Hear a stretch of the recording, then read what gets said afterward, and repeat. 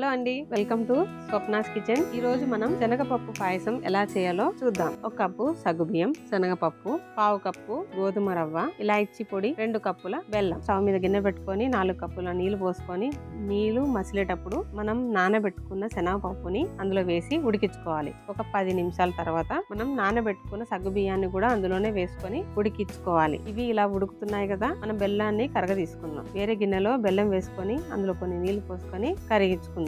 ఇలా కరిగిన బెల్లం నీళ్ళని ఇందులో పోసుకోవాలి. తర్వాత ఇలా గోధుమ రవ్వని కూడా అందులోనే వేసుకొని ఉడికించుకోవాలి. గోధుమ రవ్వ ఉడికింది కదా, ఇప్పుడు లాస్ట్లో మనం ఇలాచి పొడి వేసుకొని కలుపుకోవాలి. గార్నిష్ కోసం ప్యాన్లో నెయ్యి వేసుకొని వేడయ్యాక ఎండు కొబ్బరి తీసుకొని చిన్న చిన్న ముక్కలుగా కట్ చేసుకొని వేసుకొని వేయించుకోవాలి. అందులోనే కిస్మిస్, జీడిపప్పు వేసుకొని వేయించుకోవాలి. ఇలా వేగిన వాటిని మనం పాయసంలో వేసుకొని కలుపుకోవాలి.